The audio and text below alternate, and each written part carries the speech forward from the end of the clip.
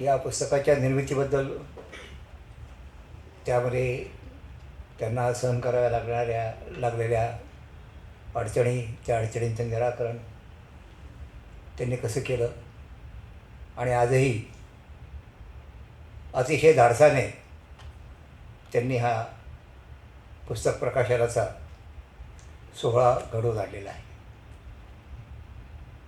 अक्षरशः एकही कदरपीकही जवळ नसताना त्यांनी हे मोठं शिवधनुष्य उचललेलं आहे, त्याला प्रत्यंचा लावलेला आहे.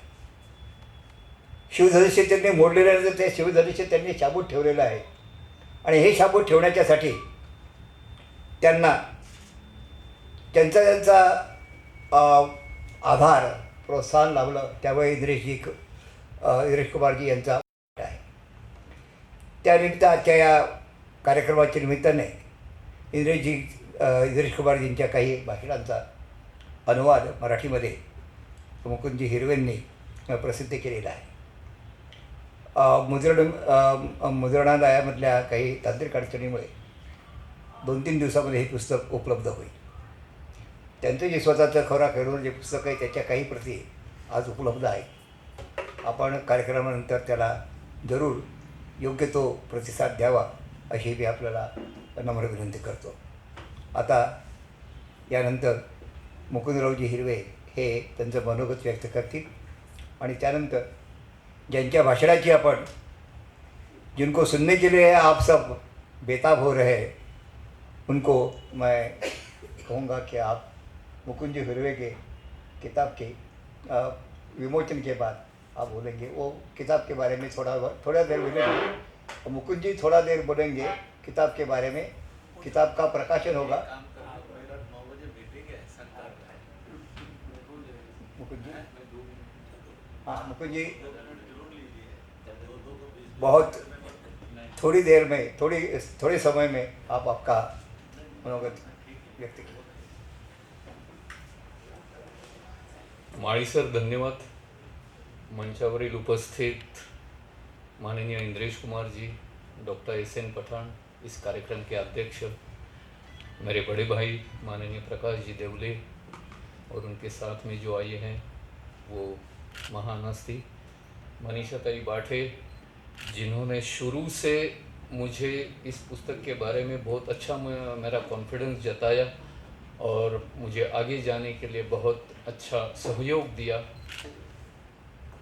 आज का दिन मेरा बोलने का नहीं है ऐसा मैं समझता हूँ, क्योंकि मैंने जो बोलना है वो मैंने लिखा है. आप सब वो पढ़िए और उसके बाद में मेरा बोलना शुरू हो जाएगा. मैंने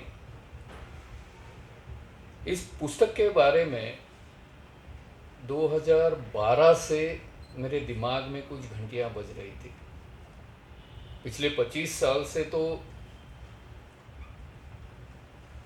कभी कभी रात को नींद नहीं आती थी, कभी कभी दिन को भी चैन नहीं मिलता था. ऐसी कुछ प्रॉब्लम्स समाज में, सोसाइटी में देखने के बाद मेरे दिन में होता था.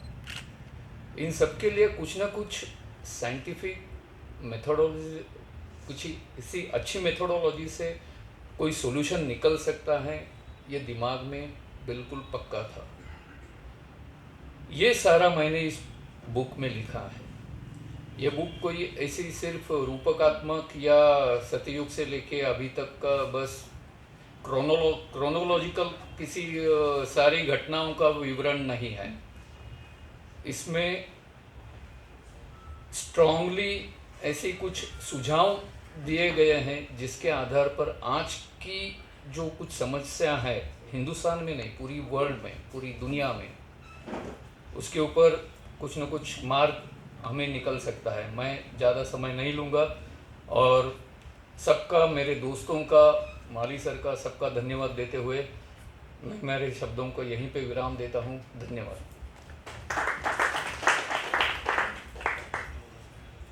मैं इंद्रेश कुमार जी से गुजारिश करूँगा कि आप किताब का प्रकाशन विमोचन कीजिए.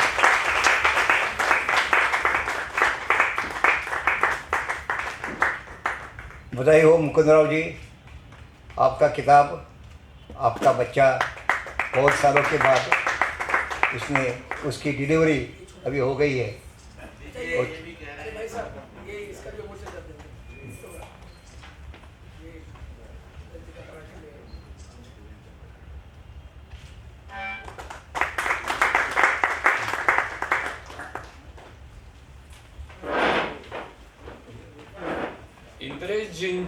इंद्रेश जी भाई साहब के दो लैंडमार्क स्पीचेस है जो मेरे हाथ में आ गए थे।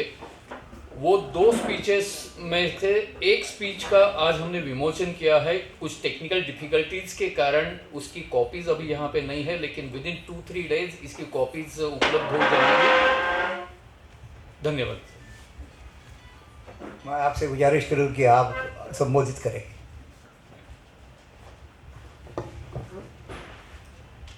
आज के इस सुंदर कार्यक्रम के अंदर मंच और सामने बैठे हुए एक दूसरे की शोभा और सम्मान बढ़ा रहे भाई और बहनों,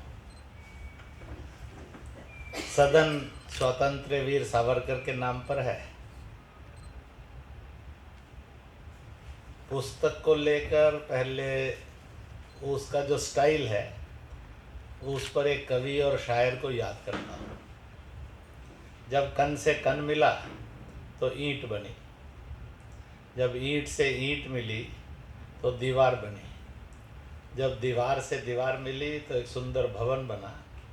किसी ने कहा ये मेरा हैप्पी होम है, किसी ने कहा ये मेरा पूजा स्थल है, किसी ने कहा ये शिक्षा संस्थान है, किसी ने कहा ये व्यापार का केंद्र है, किसी ने कहा ये स्वास्थ्य लाभ और स्वास्थ्य सुधारने का रास्ता है।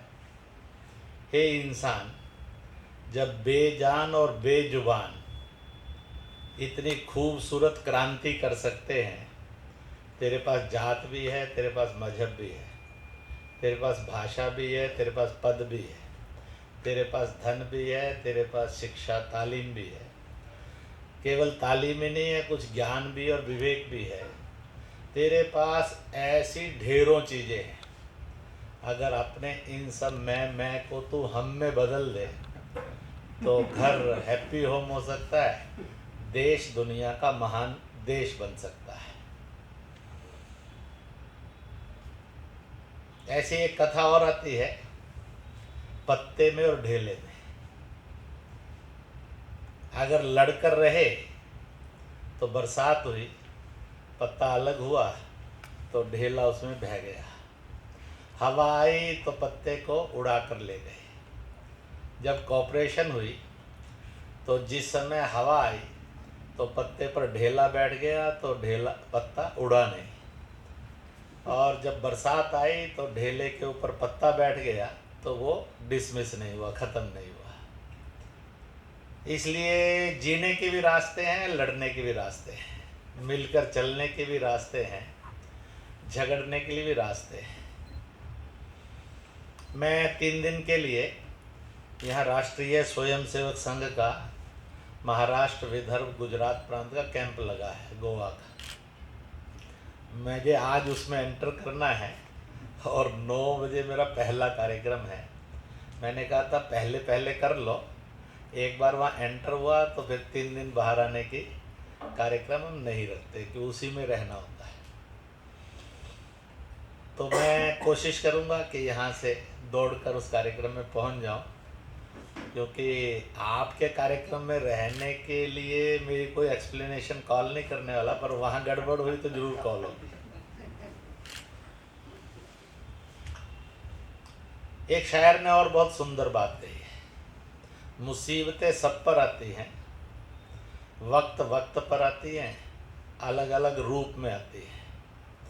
कुछ बिखर जाते हैं, कुछ निखर जाते हैं। जो मुसीबत में घबरा जाएं वो बिखर जाते हैं, और जो मुसीबतों से शेक हैंड करके और उसका इम्तिहान दे देते हैं तो वो निखर जाते हैं। जो निखरते हैं उन्हीं को दुनिया स्मरण करती है। मेरे से पूर्व वक्ताओं ने कई महापुरुषों को स्मरण किया है, पर कुछ सच समझना बहुत सरल है। कहते हैं शैतान समझना सबसे कठिन है, भगवान समझना सबसे सरल काम है। तो देखेंगे तो बड़ा सहज है। दो सत्यों के बीच में से गुजरते हैं। विद्वानों ने उनको बहुत बड़ी बड़ी पंक्तियों में कहा है।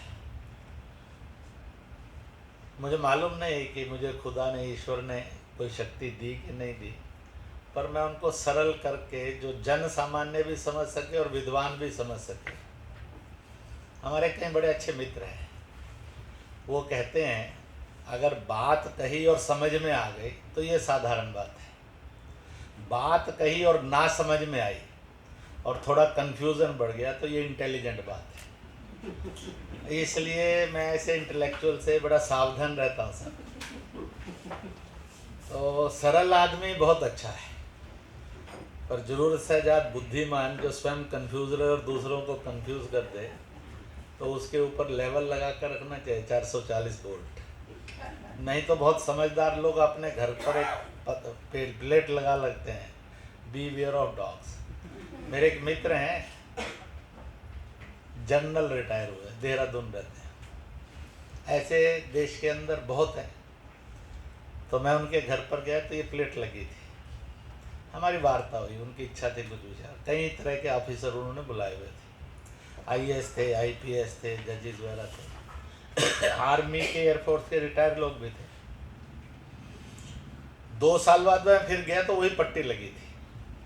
मैंने उनको कहा आपकी संगत में रहने के बाद भी कुत्ते में तहजीब नहीं आई, ये बड़ा संकट है। ये 3 साल पहले भी काटता था और आज भी काटता है, तो मुझे समझ में नहीं कुत्ते को बधाई दूं कि आपको बधाई दूं। संगत में रहे और आदमी बदले नहीं, ये बड़ा क्राइसिस है। संगत में रहे तो फिर बदलना चाहिए, नहीं तो फिर संगत काहे की हुई। आज हम यहाँ इकट्ठे हैं, मनुष्य का सर्कल 3 पॉइंट सर्कल है। जब 3 पॉइंट मिलाए जाते हैं सर्कल होता है, पर खुदा का, ईश्वर का सर्कल 1 पॉइंट सर्कल है, मैक्सिमम 2 पॉइंट सर्कल है। तो इसको बहुत समझना सरल है। दुनिया में अनेक भाषाएं हैं, बोलियां हजारों हैं। ये जो भाषाएं और बोलियां हैं, इसमें मालिक के नाम है। कोई उसको गॉड कहता है, कोई अल्लाह कहता है, कोई खुदा कहता है, कोई वाहिगुरु कहता है, कोई रब कहता है, कोई ईश्वर, परमेश्वर, परमात्मा रहता है, कोई परवरदिगार कहता है, कोई ऑलमाइटी कहता है। ये उसके निराकार नाम है। कोई उसको राम कहता है, कोई शिव कहता है, कोई कृष्ण कहता है, ये उसके साकार नाम है।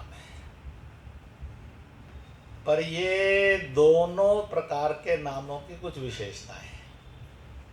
पूछा खुदा का, वाहेगुरु का, ईश्वर का, राम का या गॉड का संसार बताइए, तो सबका यही संसार है सर। उनका स्वर्ग, उनका नरक और उनका संसार ये एक समान है।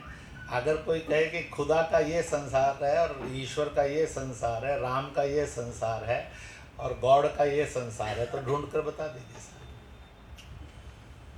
उनकी पहली समानता है, उनका स्वर्ग, नरक और संसार एक ही है, उसमें कोई डिफरेंस नहीं है। मैं और आप उनके संसार में आते हैं, कोई संसार से उनके बाहर नहीं है।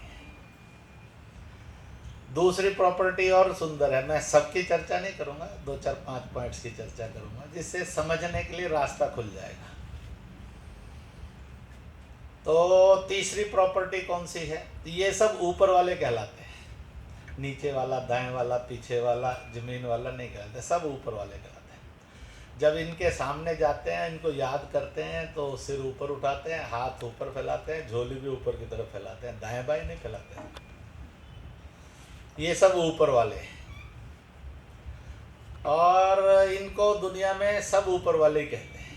ऊपर वाले का अर्थ नहीं है कि ऊपर है, ऊपर वाले का अर्थ है कि जो सदैव संरक्षक है, सदैव पालक है, यानी जो प्रोटेक्टर भी है और वो उसका पालन करता भी है, यानी संरक्षक भी है और पालक भी है, इसलिए उसको कहते हैं ये ऊपर वाला है। ये सब ऊपर वाले कहलाते हैं। चौथी प्रॉपर्टी और मर्यादार है। ये ऊपर वाला शब्द इतना विचित्र है कि दुनिया की किसी भी भाषा में इसका अनुवाद नहीं है। मैं भी हांगकांग गया हुआ था, तो वहाँ एक इंटरनेशनल कॉन्फ्रेंस थी, मुझे उसके मुख्य वक्ता में भी रहना था, समापन में भी रहना था। मलेशिया के भी थे, चाइनीज़ भी थे, उसके अंदर इंडोनेशियन भी थे, सिंगापुरिया भी थे, भारतीय भी थे, ऐसे 6-7 देशों के लोग थे। विश्व कन्फ्लिक्ट में जिएगा कि विश्व कन्फ्लिक्ट मुक्त भी हो सकता है।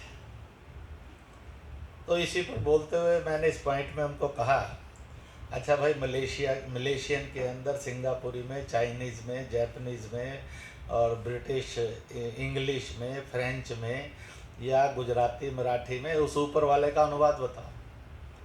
ये एक ऐसा प्रिय नाम है और सत्य नाम है जिसका दुनिया की किसी भाषा में कोई अनुवाद नहीं है। सब भाषाओं में ऊपर वाला है। तो यहाँ आकर ये तो ध्यान में आ जाता है, मालिक तो एक ही है साहब, नाम अनेक हैं, अलग अलग भाषाओं में। मालिक अनेक नहीं है, नाम अनेक है। आदमी खड़ा है, कोई चाचा कहता, कोई मामा कहता, कोई ताया कहता, कोई भांजा कहता, कोई भतीजा कहता, कोई बेटा कहता, कोई बाप कहता है। और सामने खड़े हुए ने कहा ये तो बड़ा बहुरूपिया है, मतलब 5 मिनट के अंदर ही 20 इसके नाम हो गए किसी का चाचा। पर ये सत्य है, इंसान एक ही है, रिलेशनशिप जिसके साथ जो बैठता उसने उसको पुकारा, पर इसके कारण इंसान अनेक नहीं है। तो इसलिए ये ऊपर वाले का दुनिया की किसी भाषा में कोई अनुवाद नहीं है। आप मराठी, कोंकणी ऐसी भाषाओं को बोलने वाले होंगे तो देखिए आपके पास कौन सा शब्द है, ऊपर वाला ही।